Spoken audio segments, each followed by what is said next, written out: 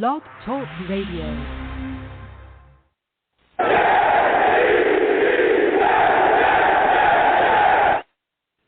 What's going on, folks? It's your boy Long Beach Joe, and I am back at it again.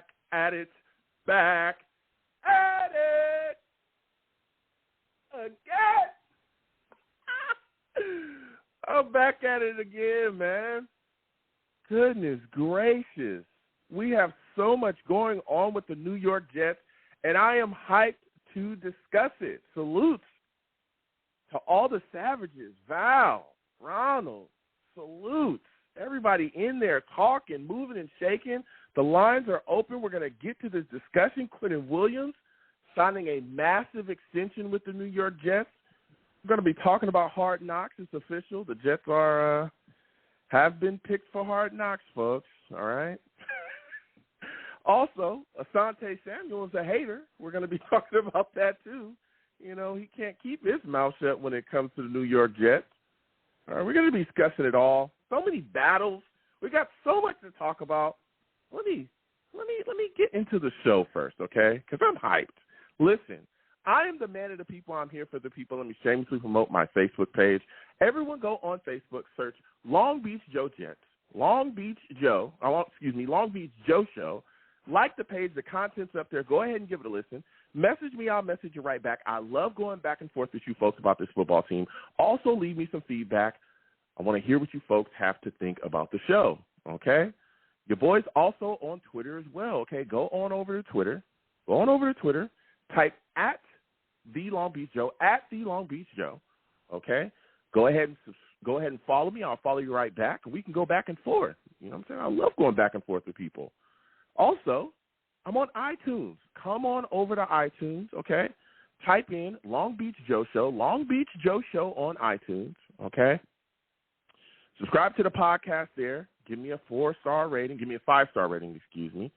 And let me know what you folks think about the show. I want to thank everybody that does give me a 5-star rating. Let me know what they, give me the feedback about the show, how much they enjoy it, what they like and the takes and all that stuff. So please go over there and do that. Going over to iTunes, Long Beach Joe Show, 5-star rating. Let me know how you folks feel about what I'm doing.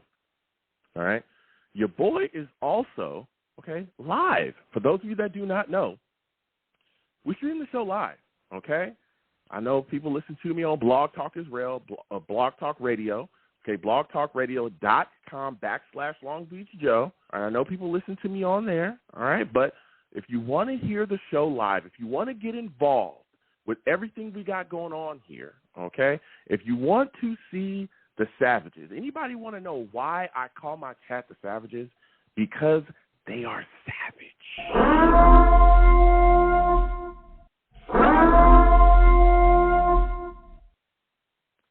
If you want to figure out why I call them Savages, come on over to YouTube, okay?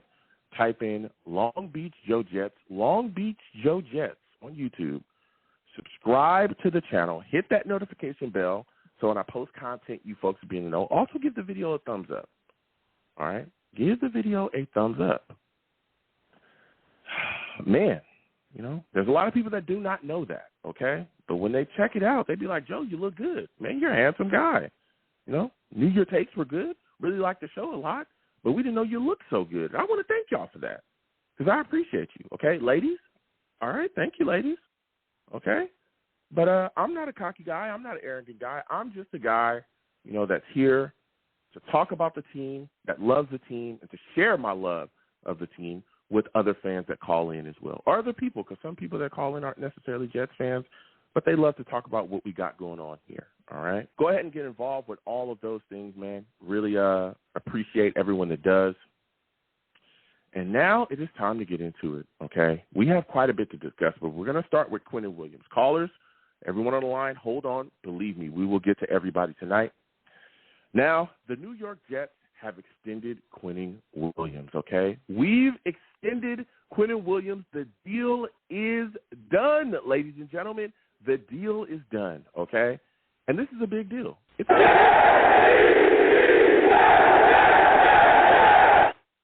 All right? We're keeping our own here, okay?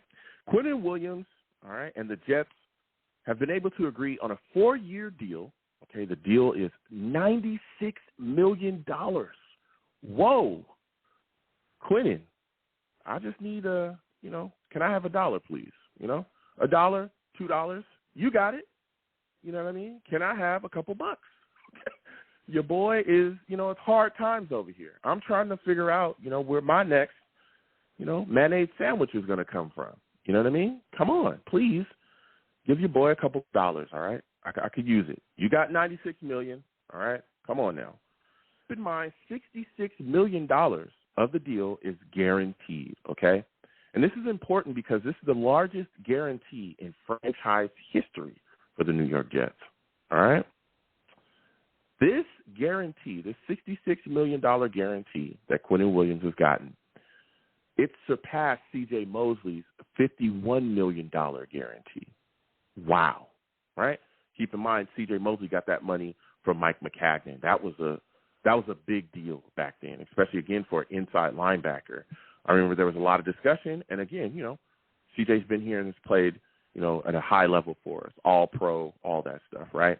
But C.J. got a lot of money, and Quinnen has surpassed that. Now, this deal makes him the second highest paid defensive tackle in the league, all right? Now, keep in mind, he's, surpassed Jeffrey Simmons. Jeffrey Simmons, $23.5 million. But, of course, he's below Aaron Donald. Now, keep in mind, Aaron Donald, his deal is that's an outlier, right? That's the exception to the rule. That is not the rule, okay? $31.7 million, whoa, But that was a big question as well around this time, right? Because there were so many things going on with Quinnen Williams, and so many things happening in this situation. And we were watching guys like Payne get signed. We watched Jeffrey Simmons get his deal. We watched, the defensive tackle from the Giants get a deal as well. And we were all wondering, man, when is Joe Douglas going to sign Quinnen Williams? Like this deal, keeps going up and up and up. The numbers keep going up and up and up every single day for defensive tackles because guys are coming out the woodworks and signing new deals with their team. When is Quinnen Williams going to get his deal signed? And we were a little bit worried that the numbers would continue to go up and at some point get astronomical because Quinnen Williams was clearly one of the best defensive tackles in the league last season, right? But Joe Douglas was able to get the deal done. Quinnen Williams is signed. Comes in at about $24 million per. So it's a good deal for us. It keeps him a New York Jet. Now, I'm glad that this deal got done. And I'm glad this deal got done for multiple reasons. One, it was getting kind of ugly. I ain't going to lie to you. It was getting kind of ugly, all right? Like, social media stuff was being, done on social media. Quinnen Williams had scraped the New York Jets from all of his social media, which was a little worrisome, right, at one point. He also kind of made, I wouldn't say, because he was using memes and kind of innuendos of that the New York Jets weren't moving as fast or working as hard to get this deal done so that it could happen, from their side.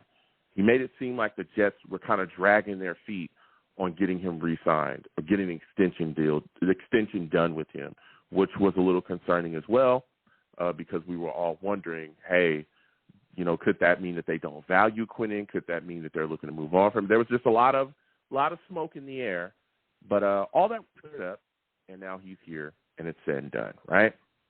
Now, another reason why I think that this is a phenomenal deal for the New York Jets is because Quinnen Williams' impact was clearly seen and felt this past season, right? Quinnen was just dominant up front. He was ridiculous. He was throwing guys around. He was making things happen. He was wreaking havoc up front for the New York Jets and just doing work, just absolutely doing work. Q's impact this season was tremendous. It was absolutely tremendous. 12 sacks. He led the team in sacks this year. I think Carl Lawson was second with 7. And you could clearly see that when he wasn't on the field, because I believe he missed a game against the Lions, when he was not on the field, you could see that there was a clear difference, and there was a clear lack of, that kind of disruption and havoc being forced when his impact was not on the field, right? Now, another reason why I like this as well is because of what it puts the Jets into, the situation that it puts the Jets into. listen, Quinnen Williams is now locked up. He's back. They got this done before training camp, so that's not going to be an issue. Then you look at what we have coming back here as far as our front, the pass rush that we expect to be unbelievably ferocious this upcoming season. Carl Lawson coming back, second year off the ACL. I thought he looked really good last year, 7 sacks. I thought he put in work.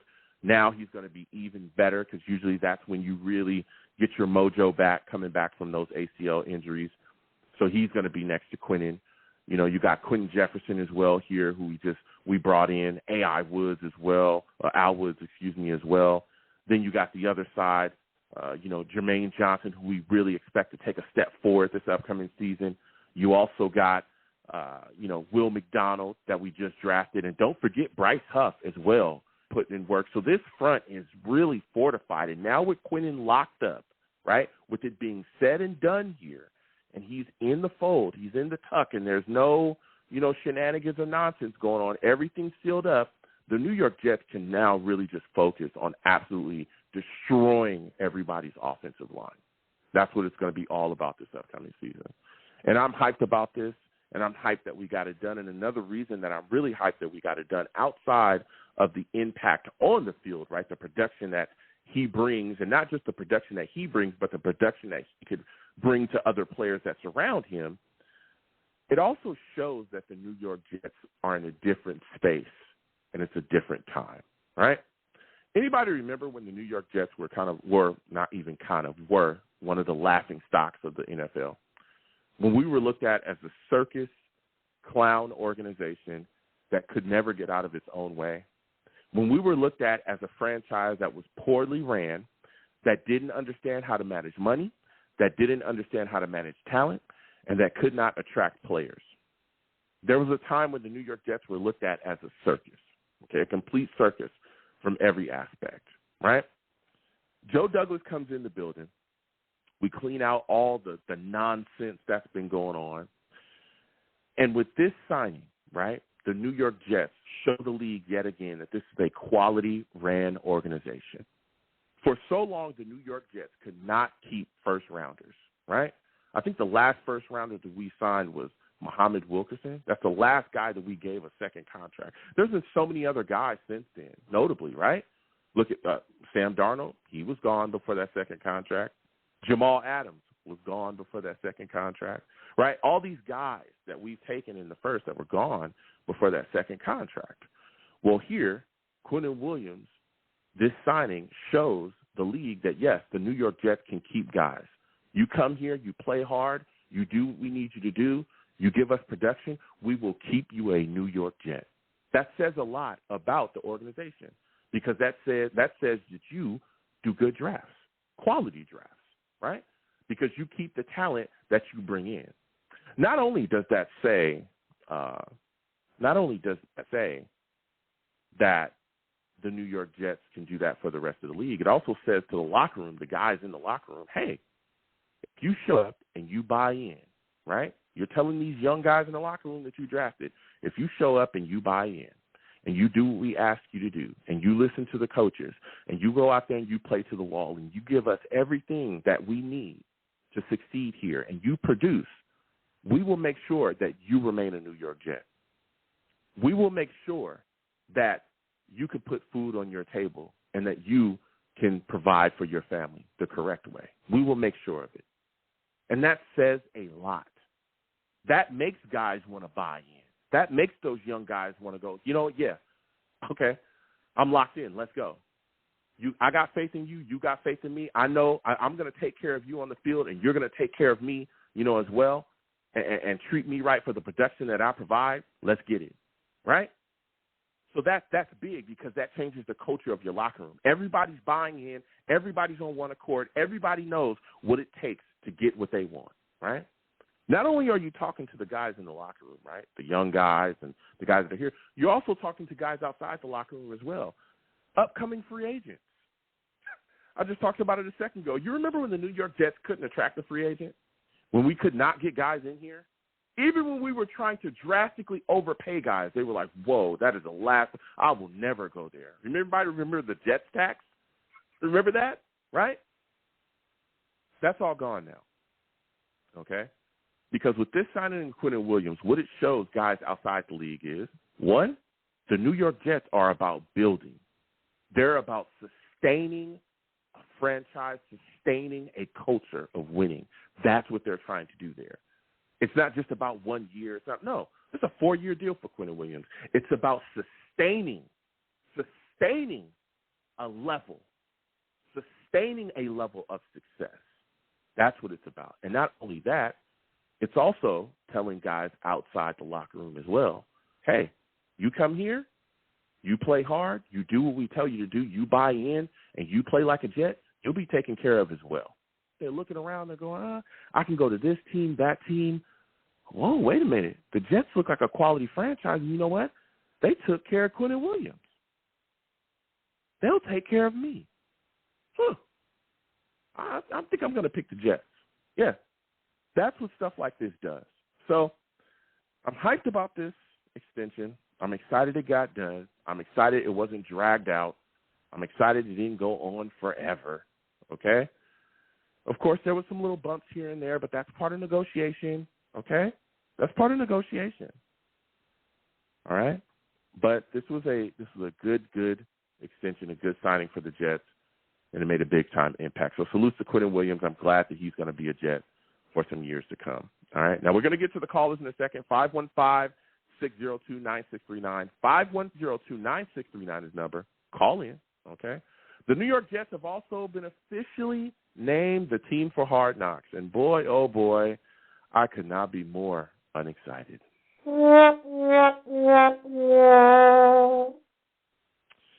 And I'm not the only one that's unexcited about this. Aaron Rodgers, also wasn't very excited about it either. Made a quote that basically, hey, they're going to shove it down our throats, but we're just kind of going to deal with it. There's been a lot of talk and a lot of reports that have leaked with the quote fingers from around New York Jets facility that they're not the happiest, okay, with this decision, but still and yet it is a decision, okay?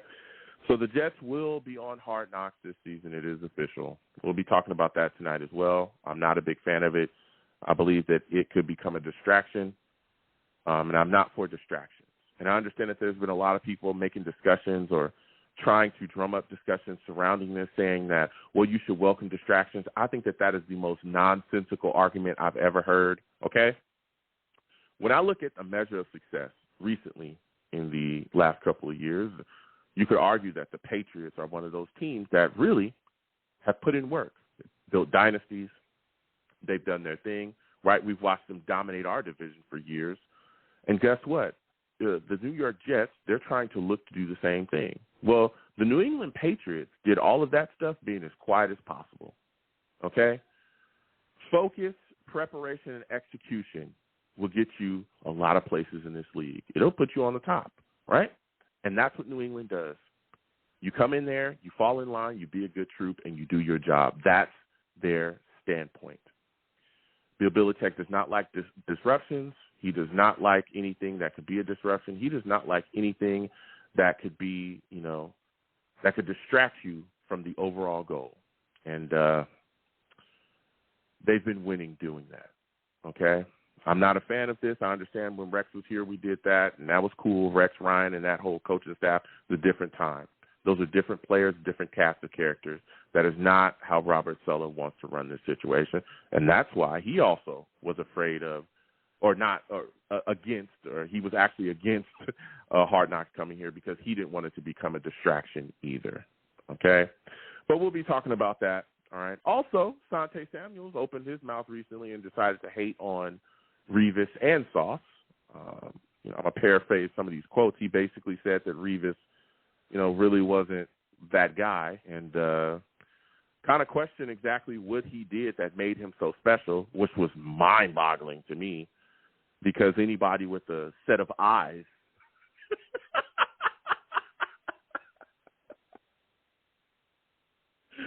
I mean, come on. Even Stevie Wonder could tell you that Darrell Revis was a great corner, right? Bums don't get into the Hall of Fame. That's not how it works. Okay? All right? Come on. We can bring up the numbers and all that stuff. That just gets monotonous, okay? Let's be serious. There's a reason why Revis is going into the Hall of Fame. It's because he was a great corner. Literally, the name was Revis Island. That was his nickname. Revis Island. Why? Because you would be on an island by yourself because you would never get the football. He covered all top receivers, all of them, and he would shut them down on a weekly basis. Weekly basis. Calvin Johnson, Randy, all these guys. Ask Des Bryant how good of a corner Revis was. Ask these guys around the league that played against Revis how great he was. Come on. But Asante Samuel decided to hate on Revis, and then he also talked about how the New York media is the reason why Sauce is regarded as highly as he is, which is mind-blowing. Because the New York media has a history of dumping on Jets players, completely crushing the franchise and completely dumping on anything in green and white. But now, for whatever reason, you got people saying that you got Asante Samuel saying that the media is propping Sauce up and making him better than what he is. Come on. Can we get real here? Can we get real? Sauce went out there and put in the work. Okay? Watch the film. Watch the games. The kid's unbelievable. Every analyst across the league talked about how this kid does not look like a rookie. There's no way. He must have snuck in the NFL and then snuck back out and got drafted. There's no way that he's a rookie because he doesn't play like one. Okay? Come on, man. And don't even get me started on how everyone is dismissing DJ Reed as well. I want everybody to know I'm a big DJ Reed fan, okay? He gets passed up a lot and overlooked as well. He's a darn good corner in this league too, and it's mind-boggling. But Asante Samuel is out of his mind. We'll be talking about that tonight. All right, we're going to get to these lines, man. You know what it is? I don't listen to former Patriots when it comes to anything about the New York Jets. I just don't, okay? From Asante Samuel to Teddy Bruschi to all those guys, okay, from Patriotville, always want to say something negative about the Jets, no matter what it is, okay? I remember Teddy Bruschi was one of the biggest voices, was one of the loudest guys about the Jets re-signing Ryan Fitzpatrick when all that drama was going on. You got to get a deal done with Ryan. You got to bring him back. He's the guy to save your franchise. Pay him, Jets.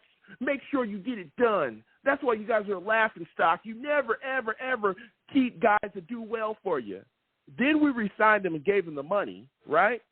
And then he was the first guy to dump on the Jets when things went south with Ryan Fitzpatrick. Oh, my God, I can't believe you guys overpaid Ryan Fitzpatrick. What a clown franchise. All you guys are idiots. The Jets are always going to be bad, but he was the same guy screaming for the Jets to re-sign Ryan Fitzpatrick.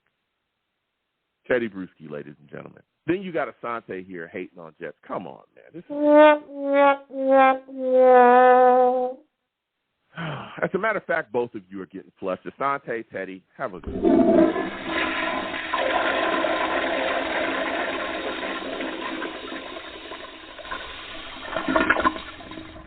Both of you flushed. All right. We're getting to these lines. 515-602-9639. 515-602-9639 is the number. Call in. We are taking all callers. We're going to be discussing it all. Salutes to all the savages in the chat. Bow Outlaw, we see you. Bow Outlaw says Asante is smoking crack.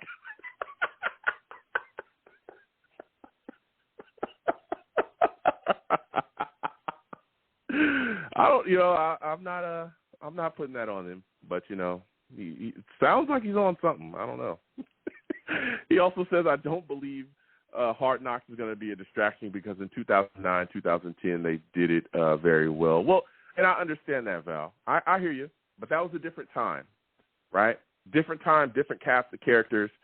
Keep in mind that there's multiple players on the New York Jets that have come out and talked about that they don't want Hard Knocks here either because they believe it will be a distraction. Not just Sulla, right? Aaron Rodgers himself, not happy about it. What about Justin Harvey? Justin Hardy. Everybody's ignoring Justin Hardy was a veteran in this league. Justin Hardy came out in April, I believe. This was way back and said, I don't want to have nothing to do with Hard Knocks. Don't bring it in here. It'll be a distraction. All right. We're a young team. There's a lot of things moving and shaking around here. All right. I don't want to have nothing to do with Hard Knocks, but still, yet it's here. Salute to Ronald Perry as well. He says, Huff is the man. All right. Huff is the man. You got that right. Let me tell you something. Quinnen Williams back. I'm telling you, it's going to be something crazy. Salute to GVH, all the savages in the chat. Listen, please give the video a thumbs up. Subscribe if you have not subscribed, and hit that notification bell so when I post content, you folks will be in the know. If you want to give to the platform, the Super Chat is up there. Cash App is at the bottom of the screen. Anything that you give to the platform is greatly appreciated, okay? And from a new caller tonight, when you call in, do not curse on my show, okay? It's the only thing I do not allow. Don't curse, because I'll get you out of here fast. I'm talking fast. Faster than Asante Samuel needs to get out of here with this nonsense.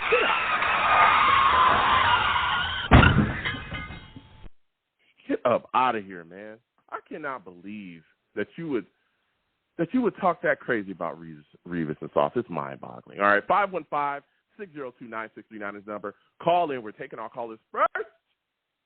Caller I'm going to is my guy, Ted. Ted, we're coming directly to you. Steve, other callers as well. Hold on. We'll get to everybody because we got quite a bit to discuss. Ted salutes. I want to thank you for calling in tonight. Before Ted even gets going, because I know he's got some takes, for those of you that do not know Ted, he's a savage.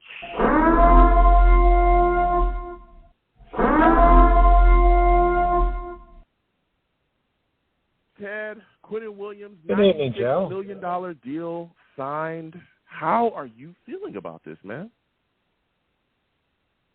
Couldn't have any. Joe, should have happened a while ago. Quinnen got his money. Like you said, the players, it sets an example for the other players that have been drafted, that we pay the players that, you know, perform and keep their head on right. And players like Sauce and other people, you know, are potential superstars.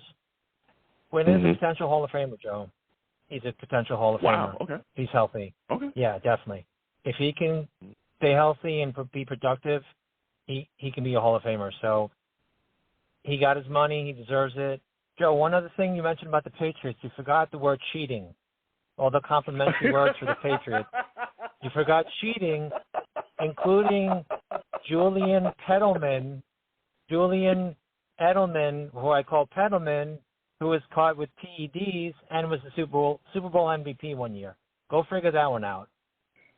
So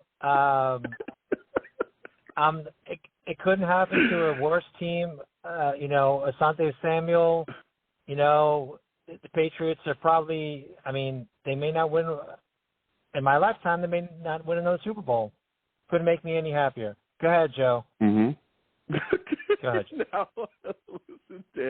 listen, I hear you. And, you know, there was some things going on over there with New England. I'm not going to deny it, right? I'm not a Patriots fan. I could care less about them. But they did win a Super Bowl in a year. I remember they did win a Super Bowl after those issues, I believe. A lot of things that people were talking about, they were still able to get a W, okay? And we watched them win multiple Super Bowls as well. So I understand what you're saying, but I think when you look at the situation, right, Hard Knocks to me, I'm concerned about it being a distraction because other players have talked about it as well. I'm a little bit worried about what it could bring as far as the storylines, right? Because there's guys that are on this team, and if certain guys are asked questions, like let's say they ask Quinnen, or let's say they ask Mekhi Becton, hey, talk to us about the knee injury that you blame the New York Jets for. Why do you think that they didn't, you know, take more heed to what you said instead of putting you in a position to possibly end your career? You know, something like that. Be asked, not good, right? And that's just one guy. Let's do one more. I want to do one more, okay? Because this is what I'm concerned about. Let's say they bring Michael Carter into the interview room. And they say, you know, Michael, there's been a lot of talk surrounding the running back situation. I know that the Jets have flirted with Dalvin Cook. There's been a lot of, you know, discussion about him possibly becoming a New York Jet. Even Sulla himself has come out and spoken about turning over that stone and possibly giving it a look, right? How do you feel about that, knowing that you could be a guy that can hold the rock and could run the rock if Brees does miss a little time going into this upcoming season? Don't you feel like the Jets just basically don't have any faith with you possibly being a starting running back? And what about those other issues that you had as far as, Elijah Moore's departure as well? Because you were in big support of him as he walked out the door. If I'm correct, your tweets were he stood 10 toes down.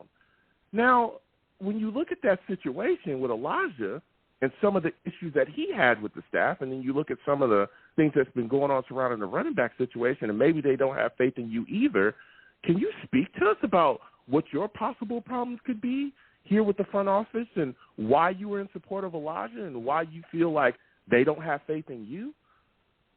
You see how that could blow up? My response, Joe, would be. Go ahead. My response, real quick, Joe, would be next question. that would but be here's it. the deal. I hear you, but here's the deal. That is your response. That is not going to be Michael Carter's response. I understand from a fan standpoint. I would be like, yeah, of course. If I was Michael Carter, I was like, the past, and I don't want to speak on that. But he's not going to say that because that's not what he said on Twitter. And that was in a public platform. Michael Carter, and everyone knows I love Michael Carter, okay? It's been tough, okay? Especially when he went through that blocking spree and was going crazy. But let me tell you something. Michael Carter, I doubt, is going to answer that question like that. Also, I highly doubt that Mekhi Becton is going to answer a question in a favorable way for the New York Jets because he just did an interview with Bob Glauber where he blamed the New York Jets for that knee injury openly. Didn't just blame them. When they asked him when Bob asked him about his relationship with the Jets, he literally said, it's whatever. He didn't say, hey, we're good, we've moved forward, I'm in a good space now with them, the past, he said it's whatever. Yeah. This was before. So do you see where I'm coming from? Why I believe that this could really be more of a distraction than a lot of other people think. Give me your thoughts on that, just as we're having that discussion. 100% agree, Joe, and that's one of the reasons why I didn't want any part of the Hard Knocks. I don't think most players don't want any part of it. Maybe they can wear N95 masks the whole time or during the interviews or something, and just kind of muffle everything. I don't know, Joe. It's a recipe for disaster. It really is. One slip up can be magnified, into whatever they want to twist it to. So it is what it is, Joe. We just have to deal with it the best we can, and maybe the coaches will talk to the players and say, hey, you kind of just have to keep everything, if possible, to a minimum. And that's the way I would handle it. And I guess the players that really want to talk about it, we're going to talk about it anyway. Yeah. No, you're speaking the truth. Yep. Now, since it is here, right, and we know that it's official and the Jets are being forced to do it, outside of Aaron Rodgers, who do you think they will pick to be like part of a compelling character, a big piece of the storyline? What player do you think that they will look at, or maybe even coach, kind of look at and focus on more than the rest?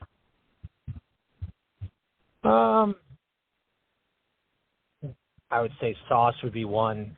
I mean, he's an interesting guy. He's from big city, and he's got a big game, and he's a hard worker. He's got the marijuana dance thing with Aaron. Yes, we got the added intrigue there.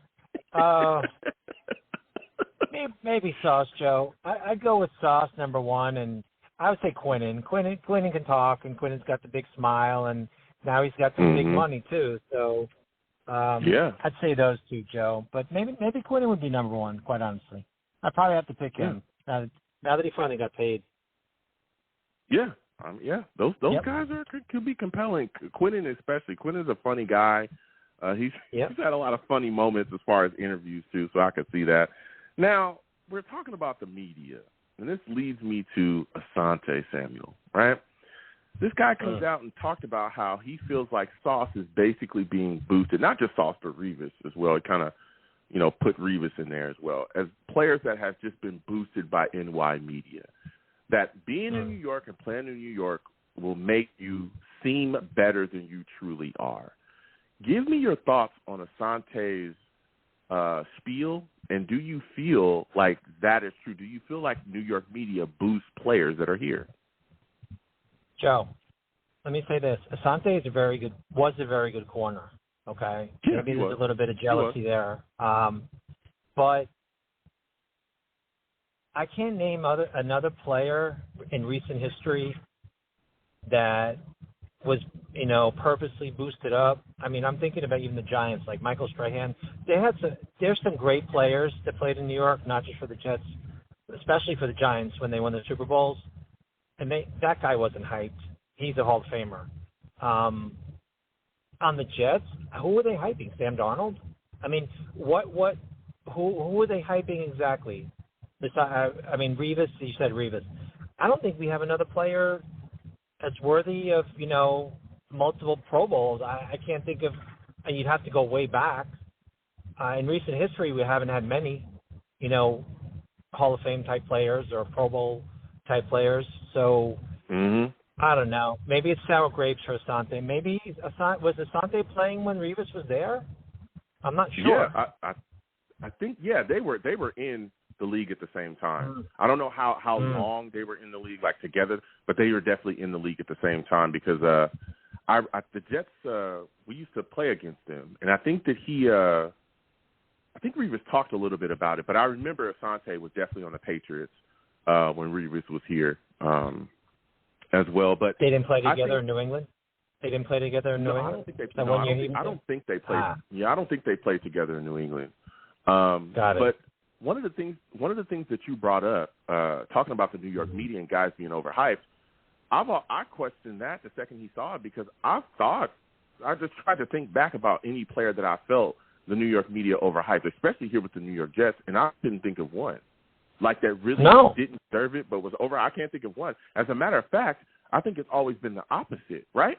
Look at it's no disrespect to the beat, okay? I want to, before I say what I'm about to say, I want to make it very clear. I love all of our beat writers. I know other people don't. That is your opinion. This is a fan-driven show. I love speaking to everybody. I'll let everyone else have their opinion. That is everyone else's opinion, not mine. I like the New York Jets beat, okay? Especially Antoine Staley. That's my guy. I really like his reporting. I like Hughes, Connor Hughes, and Rosenblatt, all those guys. I have no issues with them. But here's the deal. The New York Jet beat has had a history of literally destroying the Jets. Does anybody remember Manish Mehta and all the stuff that he had going here with the New York Jets? Whoa. Oh, yeah. Whoa. Leaks, whoa. The leaks and everything. Yep. Hold on, Ted. Manish Mehta. Whoa. Oh, yeah. Ted. Oh, yeah. When I know you remember. Remember the nameless reports that used to happen all the time? Yeah. Leaks from the New York Jets locker room, him talking about things and saying things. Now, again, I'm not bashing Manish. I'm just saying there was a lot of stuff going on here where nameless reports, nameless leaks from the Jets locker room, just destroying the team every single day, right? Anybody remember them following Le'Veon Bell to a bowling alley, trying to say that he would rather go bowling than play in a game? What about when they were bashing Sam Darnold? I remember them bashing Geno Smith. I remember the New York Jets beat alone has done more to attempt to destroy this New York Jets football team than anything, than prop them up at all. Can't disagree with that. So when he said that, I was shocked. Give me your thoughts there. Yeah, I can't disagree with any of that, Joe. I can't disagree with any of that. But like you said, I don't think there's a Jet player that has been hyped the past few years. I mean, thinking of Sanchez or Fitzmagic. I mean, I don't know. I can't think of many players. We've had some really, really good players, but I don't think one that's I can say, like you said, that's been hyped to the point where it raised their level. Jamal Adams a little, but he didn't that didn't last very long either. So, like I said, you have to go back to the Giants, and Michael Strahan and some of these other players that played there, Eli Manning. I mean, then, I don't know. I guess they praised them. I'd Yeah. have to go back and look. But I'm not concerned with the Giants, honestly, Joe. Just thinking of New York media in general, though. I'm just thinking about the New York media in general. So, I don't know, Joe. Hard Knocks is going to be challenging on every level. Just, I'd say maintain our focus and try to keep things on the down low a little and just, have to go through it and just deal with it. I don't know what else to say. I mean, we're stuck with it, so it is what it is. Listen, Ted, phenomenal call from you. It's always great to hear from you. I got other callers. I got to slide off. Thank you for calling in. Next time I have a show, I want to hear from you. All right, my friend? My pleasure, Joe. Have a good evening. All right, you have a good one. Man, listen, we're going to get to everybody again. 515-602-9639. 515-602-9639 is number. Call in. We are taking all callers, okay? Please be patient. Believe me, we're getting to everybody, all right? Please give the video a thumbs up if you haven't already. Subscribe if you haven't subscribed, and hit that notification bell so when I post content, y'all be in the know. Next, we're going to go to my guy, Val. Tim, hold on a second. Steve, hold on. We'll get to you guys in 1 second. We got to get to Val. Val salutes. First off, before we even let him go, Val, for those of you that do not know, he's a savage. Okay?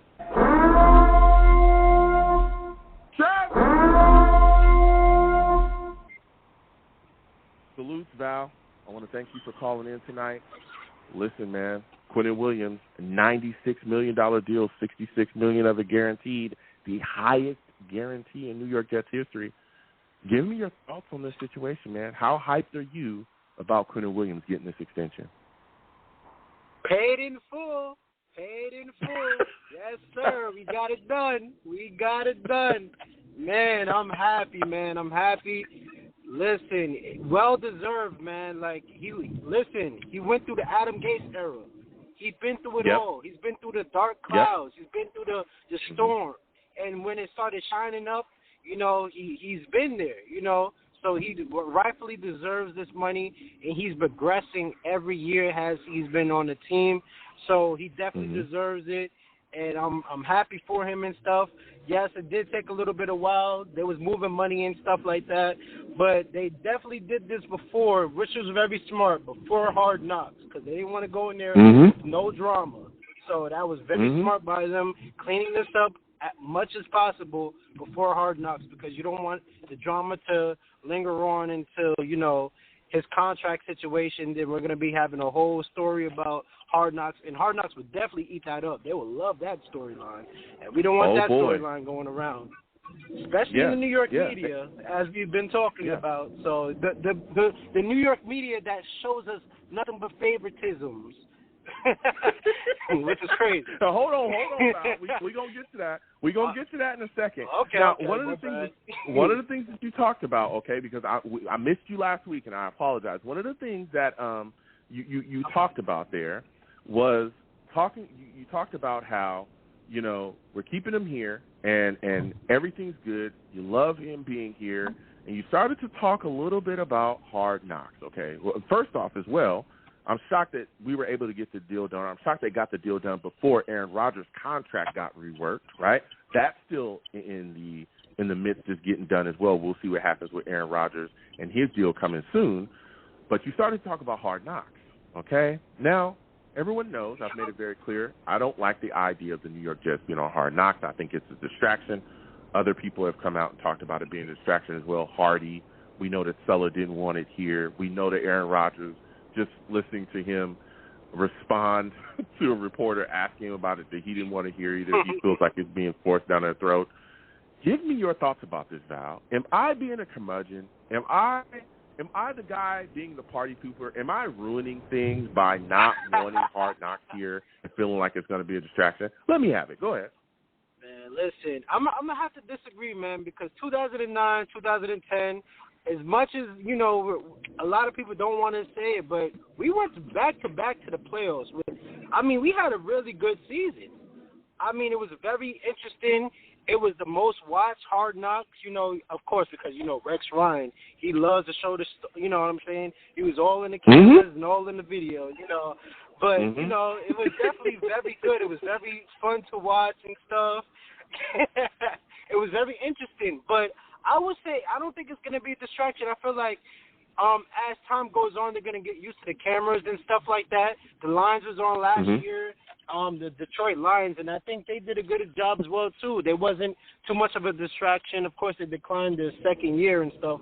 But from what I heard it was really good and stuff. But it's all about marketing as well, too. If you're a player that is not really, a big name or anything like that, this is actually good promotion to actually get your name out there as a free agent or anything like that. So you can also look at it from the bright side of that as well, too. So, I mean, I think it's a really good, look and stuff.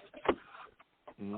Oh, man. And I hear you, Val. No, and I hear you. I hear what you're saying, getting your name out there. But I think that especially at a time like this, what we got going on around here, players need to be more focused on the overall goal. I understand people are talking about hard knocks and marketing. That's the last thing the New York Jets need is more marketing. We have 6 primetime games. That's true. 6.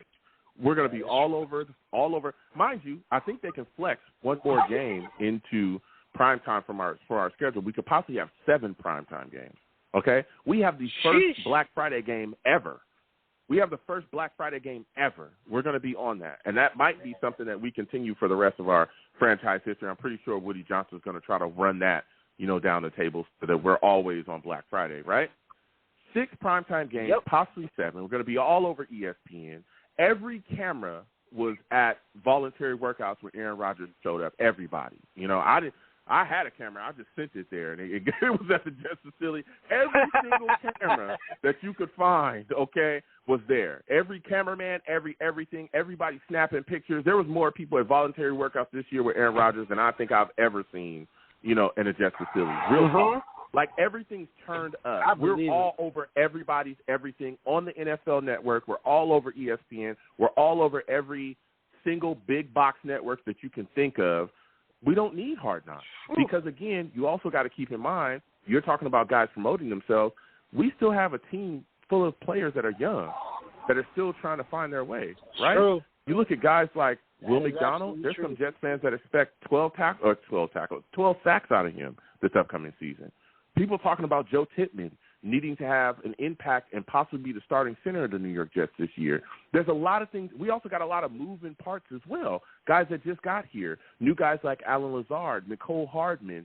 There's other guys that we're going to be looking at that we're expecting big things from. They just got here. Never forget the fact that we have a new offensive coordinator, right, with a new quarterback in Aaron Rodgers coming here that's trying to teach and make sure everybody understands the system and the game. And these guys, a lot of these core guys, Aaron Rodgers being one of them, Robert Saleh being the other guy that's managing all this, right? They're telling you this is a distraction. I don't want it. That's what you're hearing. And especially when you hear it from a guy like Robert Saleh, people should take heed because let me tell you something. If this season don't go the way that everybody says that it should go or is thinking that it should go at this very moment, boy, he might be fired. Real talk. This is not a joke. But let me tell you something. If the Jets don't make the playoffs, or some Jets fans and media have even talked about, even if the Jets do make the playoffs, if they don't make a deep run, that they should get rid of Robert Saleh. That's a fact. Does anybody remember that just literally a short couple months ago, people were saying that if the Jets didn't make the playoffs this upcoming – exactly. Not just him, but Joe Douglas. By the Seahawks game. Am I lying about that? It was the Seahawks game, man. Everybody. No, you're not lying. I remember this. I still hold the receipts. That Seahawks game, where everybody was going after Robert Saleh's job. Yes. And so with all of what with everything that we have on the line, I'm talking the expectations are at a fever pitch. I do this show on a weekly basis. People call in on a weekly basis and say they have Super Bowl expectations. These are hard stance Jets fans that have been Jets fans for years. And they say we have Super Bowl expectations. People call in and say Super Bowl or bust. With all those expectations and everything that we got going, all right, I understand people are looking at it like, oh, it's just hard knocks, just more cameras. It's like, dude, that's more of a distraction. There's a reason why the hoodie up there in New England has won so much being quiet. Yep. There's a reason. There's a reason because he's put out distractions. Okay? Now keep in mind, and I want to hear from you, Val. I'm going to throw it back to you. Keep in mind, there have been players that we have cut because there were distractions. There have been players that we have not drafted because they are distractions. There have been players that in free agency that we wouldn't even look at because they could become distractions. We've seen it, right? Why would we welcome a distraction here? So just give me your thoughts. Give me your final thoughts on that before we move on to the next topic. Okay, and I totally agree with you. Like I said, it's basically like 50-50 and stuff like that. But at the same time, when you draft well and you have the offensive rookie of the year, then you have the defensive rookie of the year, rookies that showed out and actually played like elite talent, going to attract people to actually pay attention. And, you know, as much as we love to be under the scope and stuff like that, we are in a big market and we made big, huge moves. So, exactly, like a lot of people is going to start talking about us. They're going to start, you know, favoring us, and it's going to be Super Bowl or bust. And we actually got the media's favorite quarterback, but he's also on the – I mean, I'm not going to say he's in a hot seat, but he has something to prove as well, too, because now he actually has weapons. He has legit weapons. He has a defense, and he's trying to get out, like, you know, out of the first round because he was in a little slump when it comes to the playoffs and stuff. But now he actually has, you know, that talent, and I definitely understand. This schedule is no joke. This schedule is no joke. So I absolutely agree with you as well, too, because, you know, man, we don't have no breaks when it comes to the schedule at all. It's like straight up we have to get the chemistry rolling right away. We have to get everything going right away because our I think our bye week is like in the middle or like towards like the beginning of the middle or something like that. I think but it's it's week not 7. Late. So week 7? Yeah, so that's I believe it's week 7. That's bad. You know what I'm saying? Yeah, I'd rather it like week 10 or something like that, but hey, it is what it is. Yeah, that's why I 7. guess they're giving them a break now. That's why I'm guessing they're giving them a break now so that, you know, they can get their rest up and everything because it's going to be a very tough season and we got a lot to prove and a lot of people is going to be gunning after us and stuff like that. So we got to be prepared for that as well too. Because you already, as much as like everybody says, the media is ready to write those tabloids of, oh, the same old Jets. You already know that's going to be coming as well too. But now we have actually talent that can actually turn that around because we actually have a quarterback. Like I said, no more loading the box and stuff like that. So, you know, but I could see I can see the both sides when it comes to Hard Knocks. And, yeah, I'm going to just pass it right back to you. But I'm definitely going to be in tune. I'm going to be watching. I'm pretty sure you're going to be watching as well, too. I don't think it's going to be that bad, in my opinion, when it comes to distraction and stuff. But I definitely understand your point. I'm not going to jump all over you. I definitely get it, you know. No, listen, and again, I respect everybody's standpoint. I understand why, you know, there's Jets fans that are the opposite of me and they want more of the team. I get it. Even though I don't like it, I don't like the fact that we are being forced on Hard Knocks. I'm going to watch it for sure. I'm a Jets fan. For sure I'm going to watch it. Oh, yeah, for sure. But would I prefer for us not to be on it? I would prefer us not to be on it, to be completely honest. But I understand why there's a lot of Jets fans that are in the complete opposite of me, and they're saying we want more green and white. I get it, right? We're a compelling story, okay? Now we're speaking about stories, Val. This is my final question for you. This is speaking about stories, okay? Asante Samuel, man. Comes out and talks about how the New York media boosts the profile of players.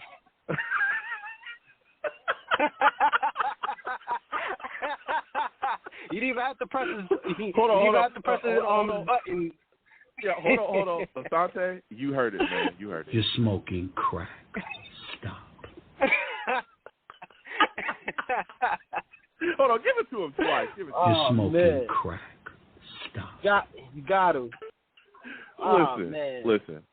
He comes out. I gotta ask you. He comes out and he says that the New York media boasts, the profile of players. Right? He basically says that Sauce is not what people think he is. You know, he's not. That basically he's not that guy. And he absolutely came out and talked about how Revis really isn't that special, and he doesn't understand why people even think he's special.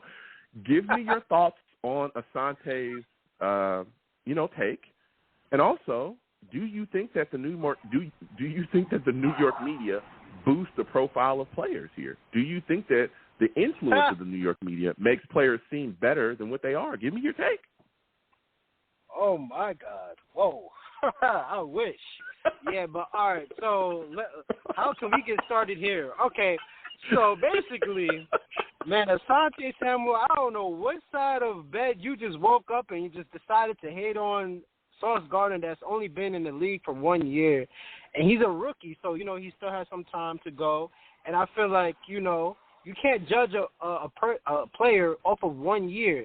But his 1 year was, like, tremendous. You know what I'm saying? That's a year that he's already an elite cornerback. They already have him as number 2, but he earned that because he put in the work and he shut down the best wide receivers.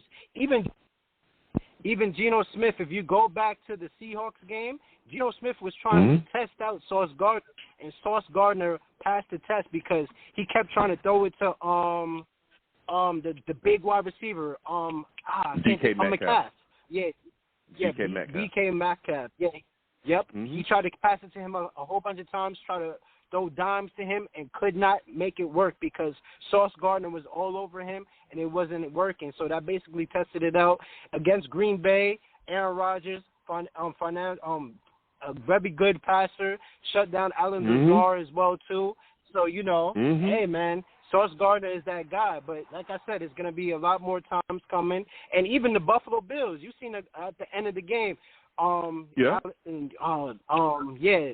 Allen, he tried to throw a dime, and definitely Sauce Gardner was all over it, stuffed the pass and everything. So, yeah, you know, and that's just off the Sauce Gardner situation. Now, Darrell Revis, come on now. Come on. 2009? Woo! 2009 alone? Are we going to talk about Revis? Now, hold on. Asante Samuel, you was the same guy that dropped that interception against the New York Giants and lost that game when you could have demanded and ended that game, and you would have got your third ring, but you did not do that. Ooh. And if that was Revis, that would have definitely been an interception 100%, and you dropped that ball. So you're going to have to live with that one, buddy. So, yeah, you cannot come out there, Darrell Revis, because Darrell Revis shut down every number 1 wide receiver. And who was he? Samuels was covering? He was covering number 2s and number 3s. So get that straight. Darrell Revis was covering number 1s until the last of his career. So I'm not trying to hear that. Don't ever disrespect the legendary Darrell Revis. Revis Island is for a reason. Now, and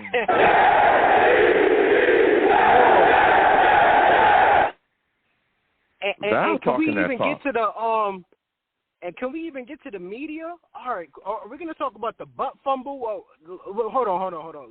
We're going to talk about the media hyping up the players and getting them better and making them better. The butt fumble for Mark Sanchez, the blacking of the eye of Geno Smith. Who else? Breaking jaw, Sam Donald seeing ghosts. Ryan Fitzpatrick. Ryan Fitztragic. Come on now. The media does not show no mercy when it comes to the New York Jets. It's always the same old Jets. Always been the same old Jets. They even – go ahead. No, I don't mean to stop you, but you even forgot some things. You talked about Geno Smith, the broken jaw, the nameless reports from Manish Mehta, how they ran Rex Ryan up out of here. Remember how they were just all over him? What about all the reports about what was going on between the New York media, mainly like Manish Mehta and Joe Douglas, right? Like all the stuff. What about them leaking our stuff? Like it's been such a bad relationship, and this is just the Jets beat, the former beat, right? The relationship between the Jets beat and the team has been awful. That's why when Asante said that, I looked around and was like, what? Bro, what are you talking about, man? That's what I'm saying. What are you saying? We don't get no love what are you from the talking media. About? Right. We don't get no love from the media. And like I just said, Val, that's literally Jets beat. We're not talking about national media. The national media has been dumping on the New York Jets forever. Hello? Oh, man, we've been getting crucified. We just got Aaron Rodgers, and there are full-blown segments where they're talking about how trash Aaron Rodgers is now. All of a sudden, the second the Jets got Aaron Rodgers, he was trash. Wow. I didn't even hear that. That's crazy. That is crazy. Bro, I can't even believe Bayless. that. Skip Bayless. Skip Bayless just came out. Skip doesn't like Aaron Rodgers. Skip just came out and said that Aaron Rodgers was overrated. Just came out and said that. There were multiple segments through the media where they were talking about how Aaron Rodgers is not really that good ever since he chose the New York Jets. That's a fact. This just recently happened. Yeah. So when you got Asante saying stuff like that, like, what are you talking about? Go ahead, Val. I'll give you the last word.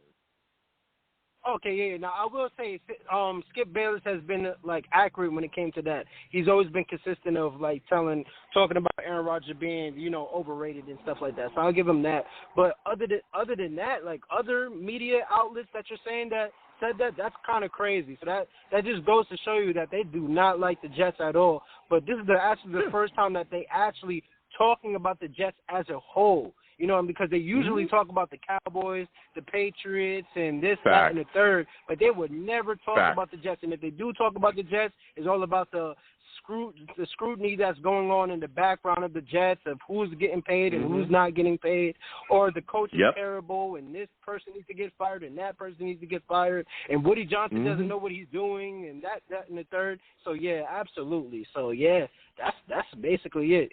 And also, not to be too long, but we definitely need to sign. If we don't get Cook, get Quan Alexander. We need him back. We definitely need him back. Okay. Yeah. And that's all I don't know what's going on with Quan. I don't know what's going on with Quan. I don't know why he hasn't been re-signed yet. I know that he's openly having discussions with other Jets players on social media, but we'll see what happens. Listen, Val, I want to thank you for calling in. Next time I have a show, I want to hear from you, all right? Yes, sir, Joe, man. Everybody hit and like, subscribe to that button. And thank you, Joe, for having me. And, yes, Asante Samuel, get off the crack, man. I'm out of here. You're smoking crack. Stop. That was good one, Val. We're going to keep on going to these lines. 515-602-9639. 515-602-9639 is the number. Call in. We're taking all callers. Next, I'm going to my guy, Tim. I got to come to Tim. North Carolina, Steve. Hold on a second. We'll get to everybody. All right, new callers, hold on. We're going to Tim. Salute to you, Tim. I want to thank you for coming on the show. Before Tim gets going, listen, Tim is a savage, man.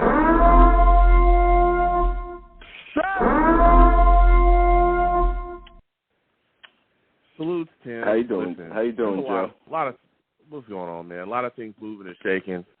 I'm going to start off with this, man. Asante Samuel has decided to come out and talk about how the New York Jets media basically boosts up the identity of players, okay? Some guys really aren't that good, particularly Revis or Sauce. But he says the New York media has helped them really raise their profile. What are your thoughts about that? Yeah, I was listening to the previous caller. Great call, by the way. Got me fired up. From the outside looking in, it's like whenever you look at another team's players, you never want to think that they're better than your team's players. So it's just natural. It's just natural to downgrade their talent from the outside looking in. Now, from a Jet fan perspective, we all know that when things aren't going very well, the New York media can be extremely ruthless, right? However, when things are going well, they can be a powerful force for a lot of different things, for psychological impact on opponents, for confidence to our own players, kind of rising them above a level that is basically unattainable through other geographic media locations, save maybe a couple. So, I tend to see it when things are going well, which I would say on a whole right now they are going well. I think the New York media could be a juggernaut for a force of good. Now, yeah, but when has that ever been, though, Tim? When has that ever been, though? Because as long as I've been a Jets fan, even when things were good, and that's with the quote fingers, even when things were good, they were still dumping on the Jets. Still. Well, and this is I'm not even talking about national media. I can talk about our beat personally. Watching our beat attack the Jets, making a negative headline out of anything and everything. Right? I believe that Quinnen Williams. Yeah. Quinnen Williams did this one time, or they were trying to get Quinnen Williams in an interview, and the guy asked him a loaded question, and he was just about to answer it, and then he realized what the beat writer was trying to do, and it was this. He had a big smile come across his face, and he said, "I see what you're trying to do." He literally told him. I cannot remember what the guy asked him, but he knew because why? They've been exposed to that before already. They've been coached at the beat. It's not good. Has had a history. Has had a history of trying to drum up negativity out of anything. And I just talked about the Manish Mehta, the stuff that went on with him here, legendary, right? You look at a lot of the stuff that's been going on. So when I hear Asante Samuel talk about how the media has boosted profiles, especially, again, Sauce is not a bum at all. Like, he literally is one of the best corners in the league. But then to hear him turn around and talk about Revis as if Revis is nothing special at all. He literally said that. He said the stats. Well, stats matter in this league, right? Stats show everything, and I don't see what he did that was so special. When he said that, I was like, bruh, are you crazy? Like, every take from this guy stinks, man. Oh, brother, this guy stinks! Yeah, I mean, Give me your thoughts, he picked the two worst people in history to go after. I mean, I don't know what he was thinking with that, but I mean, like, what? I mean, come on, dude. Like, I mean, after 1 year, Gardner is well on his way to being one of the most like coveted and beloved cornerbacks in Jets history. Let's just be honest about it. Yeah, you know, he's already on the short list. And that's after one season. So if this guy, if he can manage to stay healthy, it's just going to be amazing to watch. Asante Samuel, I'm thinking, quite honestly, Joe, I'm thinking that he's trying to get some kind of like radio spot or some kind of job as a co-host on a local television sports show. Yeah. And he's just drumming up some publicity for himself. That's all I think it is. Because outside of that, there's no explanation. Well, I mean, it's wild to me now, Tim. As we continue to move forward, because Asante is on, I don't know what's going on with him, but Quinnen Williams, $96 million contract, $66 million of it is guaranteed, highest guarantee ever in the New York Jets history. Give me your thoughts about this extension, and what do you think it says about the culture change that the New York Jets have gone through since Joe Douglas has become their general manager? Okay, I will answer that, but can I just put in a quick tidbit about the media that we were speaking on before? Oh, yeah, go ahead. I'll let you finish up on that. Go ahead quickly. So I just remember one of my favorite back pages of all time was when they were playing the Patriots in the playoffs. Ooh. And they had on the back page, they had a full color page of all of the Star Wars characters. And Bill Belichick was Darth Vader, and Rex Ryan, I think, was Han Solo, and Sanchez was Luke Skywalker, and I think Mangold might have been Chewbacca. And I'm just saying, like, the buzz that back page created throughout the state of New York and New Jersey at that time, was a force for good. You know what I'm saying? And so the media can be a force for good. So that's all I wanted to say there. Going back to Quinnen Williams, I think we've I don't know why it took so long for the organization to come around to the idea of keep your young, developed, good players and then pay them a whopping sum when they prove themselves. I mean, that should be a no-brainer.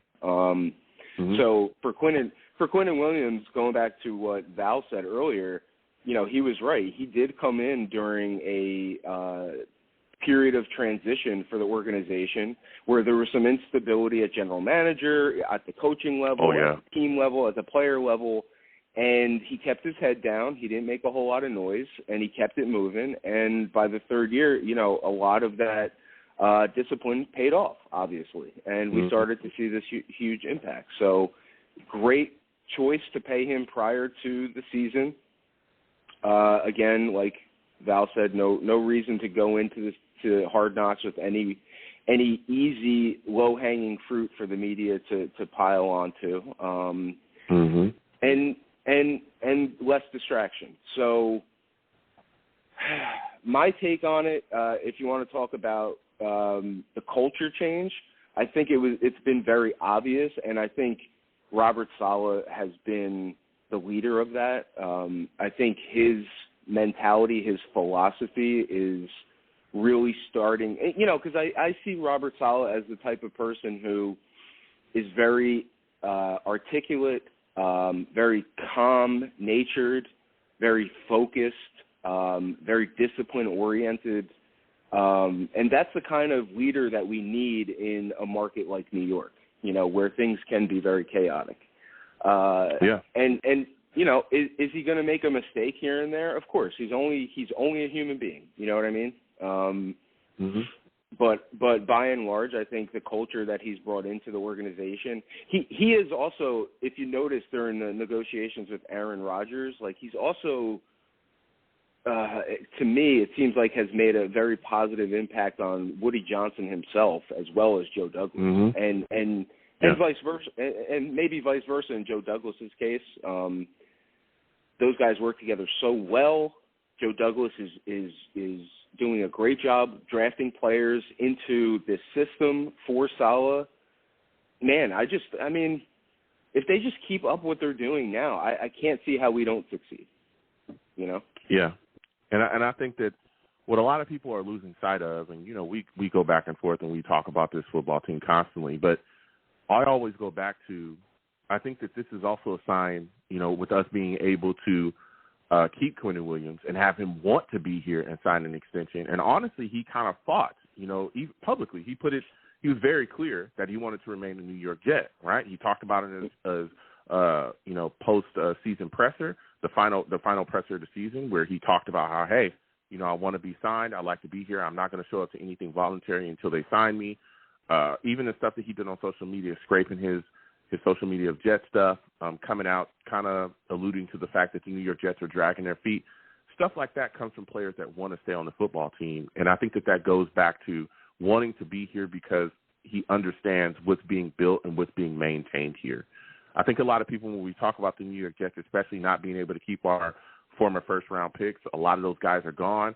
But a lot of those guys are gone because we didn't have the structure to keep them, right? Jamal Adams, as much as I did not like Jamal Adams, and I was the guy that wanted him gone for various reasons, and nobody wanted to hear me until it got so loud that you couldn't not hear me, right, was because we didn't have the structure to keep him. Jamal Adams was the front runner.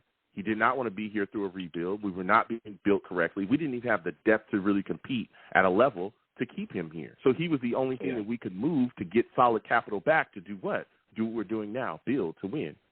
And I said that years ago. I said that about a year, maybe a year and a half before it actually happened. I was talking about getting rid of him, and people looked at me like I was crazy.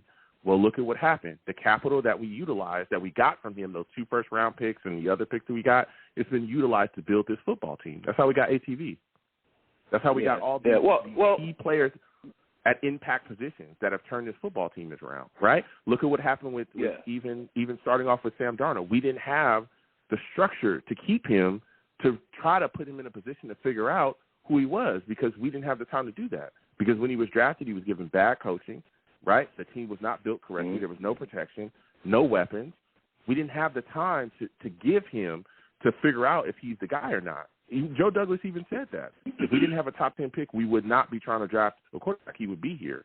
We didn't have the time to do that. We had to attack when we could and move forward. So good GMing and building depth and building the football team out the way that we have helps you retain guys, because guys want to be here.